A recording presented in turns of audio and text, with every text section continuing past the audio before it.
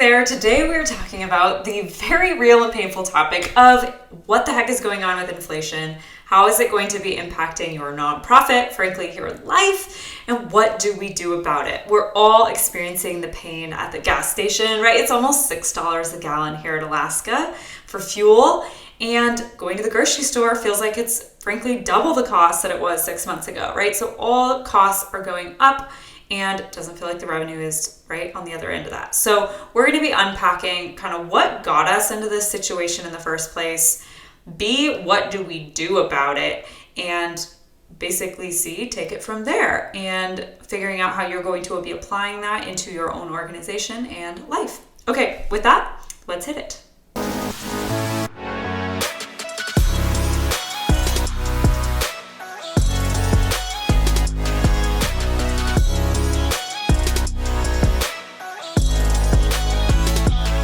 Alrighty, so I went on a very lovely hike today. Been actually working on deep dive work on phase 6 content. It's for those that have hit 50K in revenue in the Global Grant Writing Collective, and they're now putting their eyes on making 100K, getting up to 250K and beyond.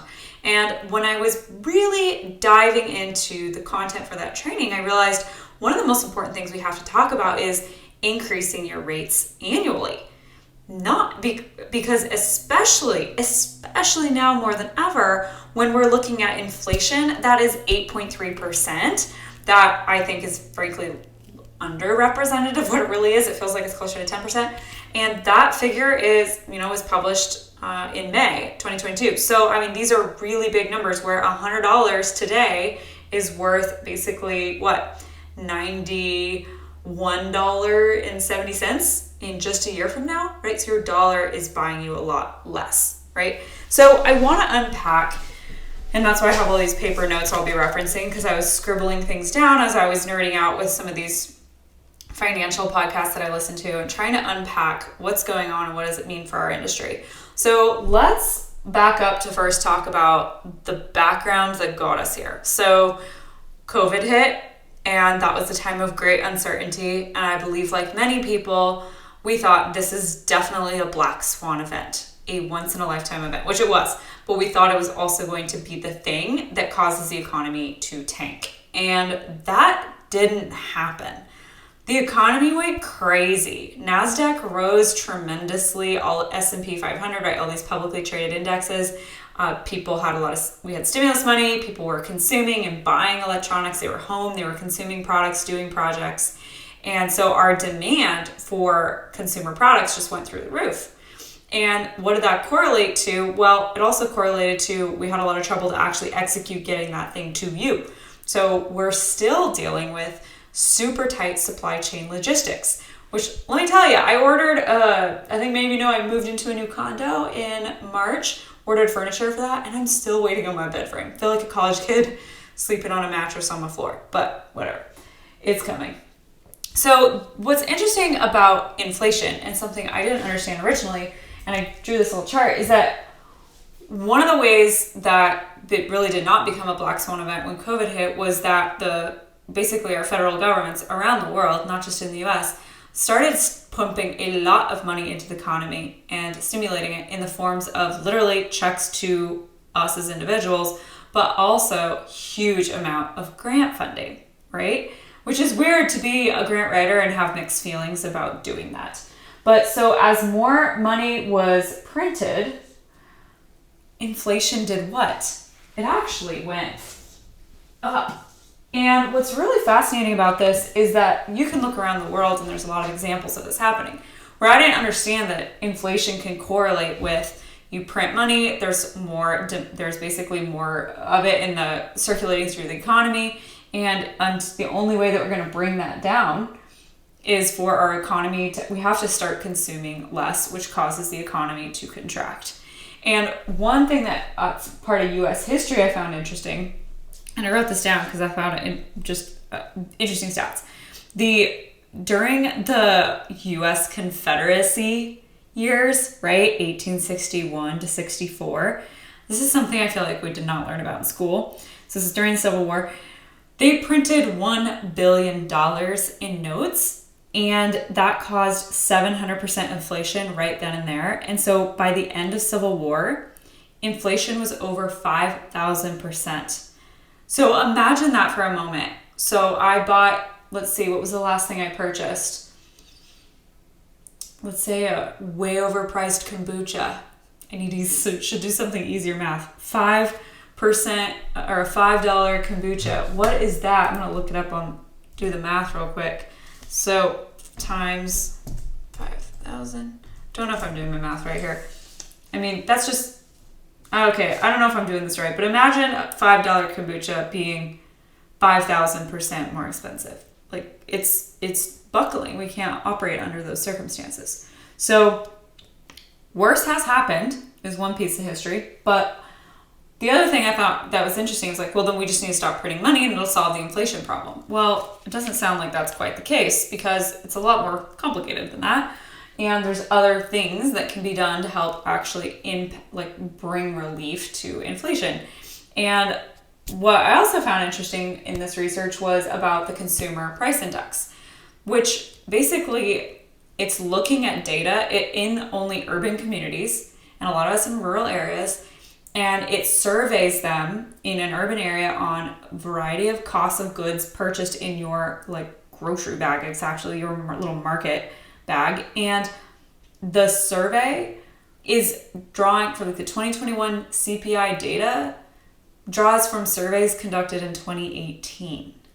Okay, so that's so irrelevant for what we're experiencing now. It's just not adjusted for this reality of way higher inflation than that.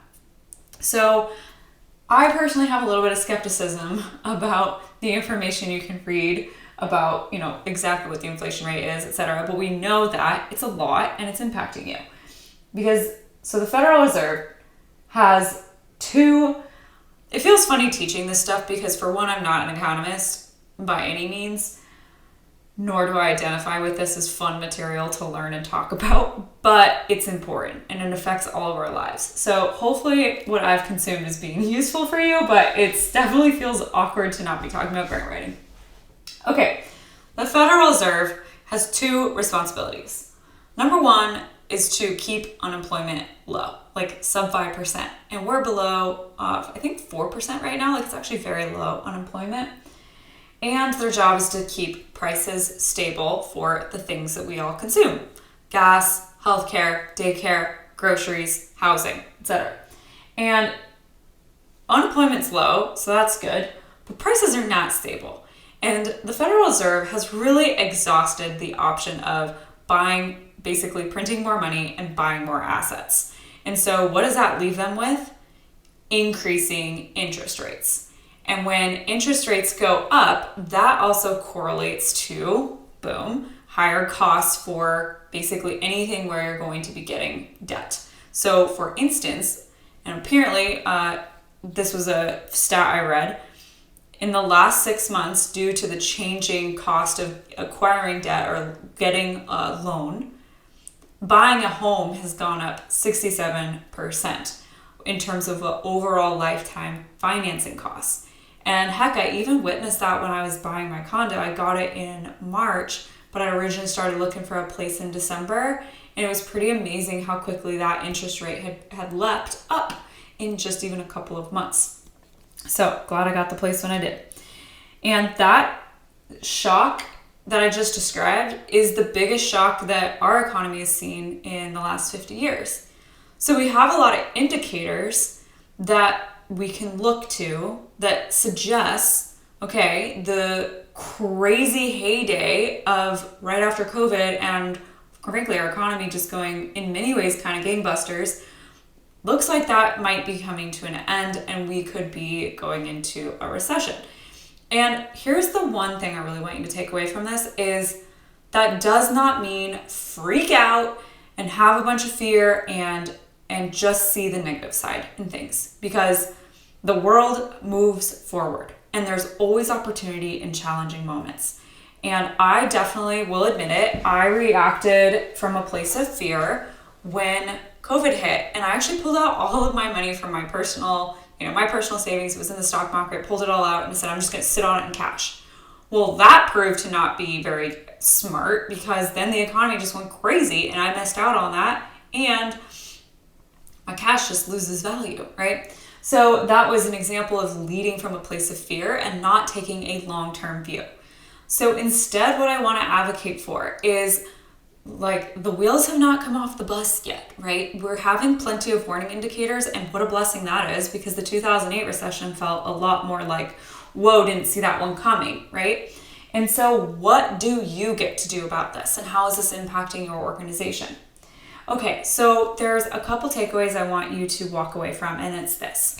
First, let's start with your mindset about this, and no matter what your organizational role is, taking ownership for, okay, this change is coming. I'm going to be reflecting on how this impacts my organization, me, my life, my family, and come to terms with that instead of continuing to be in a state of denial. So I think that's really, really important. That's definitely something that we're talking about in my household, and reference my notes. It's not a time to be acting from a place of fear, but it is a time to confront fears. Just do that work. Journal about it. Think about it. What are you most scared of happening? And what can we do to potentially mitigate that in whatever that form is in your life, right? Okay. The other thing I want to keep in mind is just some perspective on uncertainty. So yeah, this is a time of uncertainty we're moving into. But frankly, we're kind of old pros at uncertainty. Think about it. Did we have, especially if you really reflect on the early days of COVID, we didn't know how it spread. It was a scary time, right? And more so for some than others, especially if you were on the front lines. There was so much we didn't know. And so that was a time of serious uncertainty. So this is uncertainty, right? But we've done this before and we'll do it a couple more times in our lifetime, right? This is part of life. We had an economy goes up, an economy goes down, and then goes up again. So we're not like on the precipice of disaster. And I think that's an important thing to remember. It's just saying, okay, what do you emotionally need to do to say, I accept that this reality is coming and I'm going to prepare. Okay. Takeaway number 2 is now let's talk about team. Okay. So I have a story to share about this where you all know I'm a huge advocate of informational interviews, right? As a method for having really authentic, meaningful conversation. And we use it and kind of modified it in what we call the organic networking framework in our program as a way to finding opportunities and frankly creating opportunities for yourself. But when I was first doing this, I would just use it as a way to have great conversation with literally a stranger. So I had just flown down to this little community from Alaska, a little community in California that was looking for a contract grant writer. And I was brought in as the expert with this local team that wanted to basically help this small municipality go after a variety of grants in parks and recreation, water, wastewater, you name it. And so I remember on my flight back, I'm looking through this RFP, request for proposal. It's for a different project we were getting ready to prepare a response for. And I got bumped up to first class, which was very sweet. I was young, I was probably 26, so this felt quite luxurious. And I see the guy next to me and I just assume he doesn't want to talk to me. But eventually somehow our conversation gets started and he tells me, and I start asking questions because that's me. And he tells me about what it was like to get his architecture business through the 2008 recession. And he said he tried his hardest to keep everyone on, and even when the projects are just drying completely up, and not let anyone go. And finally the day came where he's like, there's no more work, there's no more money. And he came to his team and he said, basically, I can't afford to keep paying you. Like there's nothing in the bank. You are welcome to, I'm sorry. And if you want to stay and keep working with me, when I can pay you, I will. Within 6 months, he had paid back every single one of those team members that came to work for free. And not only that, because they had stayed and they weren't all laid off and just at home doing nothing, they got hungry as a team and they went after projects and they niched way down and they ended up focusing, I think, on medical centers or something, like doing architecture for small medical facilities. And they ended up creating so much opportunity for themselves because they didn't just give up, they didn't quit. And they were able to pick up a bunch of the best talent that had been laid off by other way larger architecture firms and bring them on.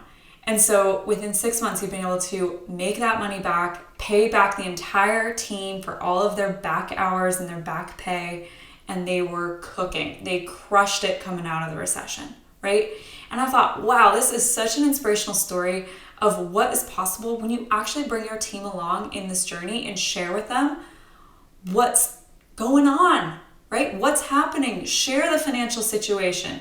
Share, I am calling for creative ideas. Anything's possible. What do we think we can do here? Which does segue me into what I'll talk about in a moment. But first, I also want to talk about the company and the organization. So it depends on who you are, what you're responsible for in your organization.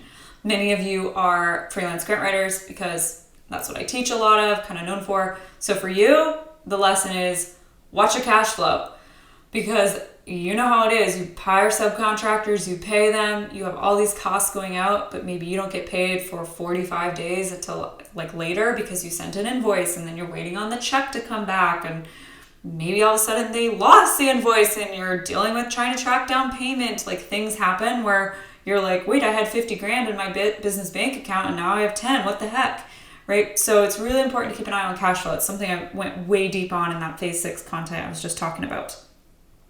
Okay, and then here's another thing to think about. When people think like hunker down, the first impulse is to say, cut expenses. And there's no doubt that when all of us are trying to save for something, like buying a new house or whatever, we want something, yeah, we have to look at our spending and figure out, do I keep my Netflix membership or whatever, right? We have to figure out, where do I tighten up and, maybe not buy as many gifts this year at the holidays or something, right? But that's actually not your best lever when it comes to navigating what we're going to be going through, because we don't know how long it'll last. And it can also be highly demoralizing when people just see like cut. Like, is this really a place I want to be? Should I go find somewhere else to work? Like, it just sends these really strong messages that I know have had a really big impact on me early in my career. I think, frankly, it impacted a lot of young people where we don't feel that loyalty to your larger organizations the way perhaps our parents' age group did. I remember when I was working as a grant writer in Spokane, Washington, witnessing a ton of business development professionals getting laid off. And the major and they felt invaluable to me. I thought, well, they're the ones that are bringing in the work to these firms. How can they get rid of them? And it was eye-opening. And one of the things I took away from that was skill up. Skill up in a recession more now than ever. Like, this is your time to invest in you, invest in the company, invest in your nonprofit, whatever. And look at, are we operating and keeping up with this world? Am I learning new skills that are making me more valuable, right? Okay, so that's that. So then if cutting expenses is not the best lever to pull, what's the best lever to pull? The best option is earning more money for the work that you do. Okay, so that might sound weird as a grant writer because you're thinking about, how am I going to earn more grants? Well, most of you are not 100% grant funded. Most of you are maybe 20 to 30% grant funded, which is a lot of a healthier ratio. And your revenue is coming from other sources. And whether you're a nonprofit, a startup, an existing company, a whatever, any type of entity, at the end of the day, there's a business model that underlies what all of us do and how we deliver value to the world, to who we deliver it, and how they pay for that value, right?